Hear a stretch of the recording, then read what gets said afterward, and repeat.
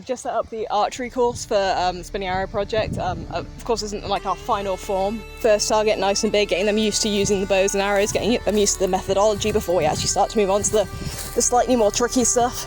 Second target, this is mostly to test out if a kid can see two targets, they're not just going to run off in front of the next person's shot. This is the point where if I need to grab someone, this is the point where I need to grab someone. They get overexcited once they've shot this guy and start running up so they can shoot the next one. I know that this is the area that they're going to do it, and we know that the kid is not ready to do this type of activity. Then we start to move on to the more advanced stuff, so we've got a slight obscurance of the target over there. At this point, we've run out of targets, everything costs money, but in the future what I actually want is every single, apart from that first one, target to be a 3D model like this one. But everything else is all going to happen in the future, a few years' time. Once we get enough targets, we get a little shed set up so I can actually keep the bows and arrows and stuff all locked away nice and safe. Things are definitely moving along in the right direction at the moment. So within this space, I reckon I could put probably 18 targets. So we do a big loop of the area, 3D targets like dotted around the place, all firing into the center. We're always going around as one group, so we're never firing at people. And yeah, that should all be safe and healthy and fun to do. It's just basically what I'm doing right now is I'm trying to learn how to measure the customers, if that makes sense, seeing who is safe and who is not. I've got friends with their kids coming over and I'm just taking them in groups at a time and saying, okay, risk assessment each time, like internally, not letting them know that I'm risk assessing them all the time. That makes sense. Keep it like that, a bit further back if you can. Oh, there you are, that's a bit the stronger one. So yeah, the further you pull that string back, the more power it has to shoot in a straighter line, okay?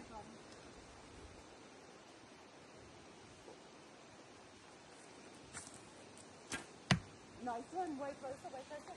Because there's a bit of a breeze there, you want to be aiming slightly towards the right more than you think you want to, okay?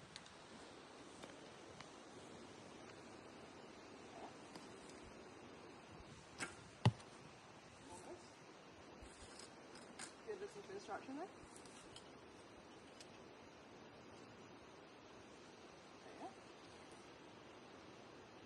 go. Much closer, nice one. So this is all about getting you used to using this, to be honest.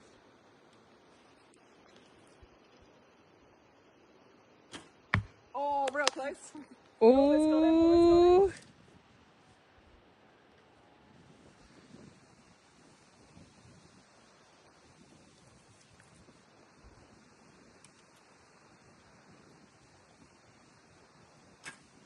Got him in the back. Okay, cool. Do you want to load it yourself this time?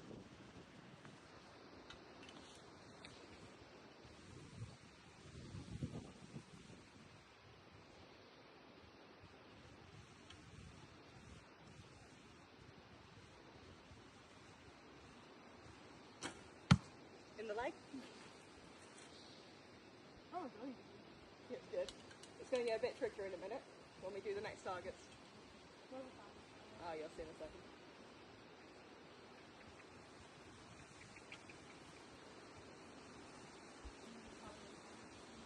Yeah, go for it.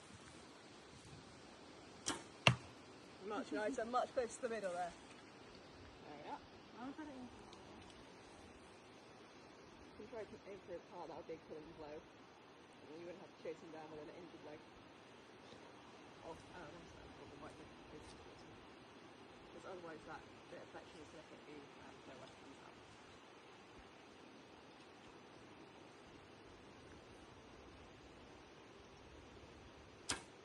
Or in the neck, nice. Need to go a little bit further down. There we go.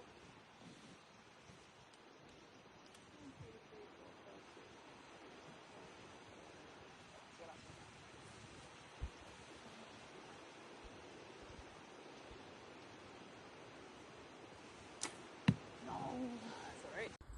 Go. You put it back to your cheek there. There we are, good job. It's not a lot of like physical activity, but it is a lot of like dexterity.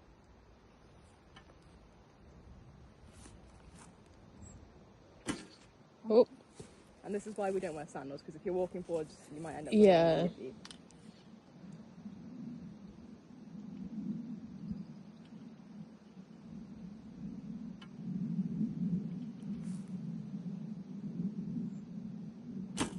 Nice. I'm trying to make this work.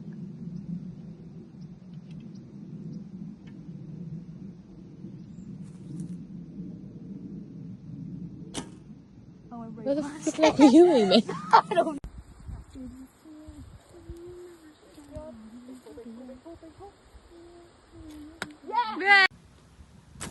Nice one. Get him in the butt. In the back.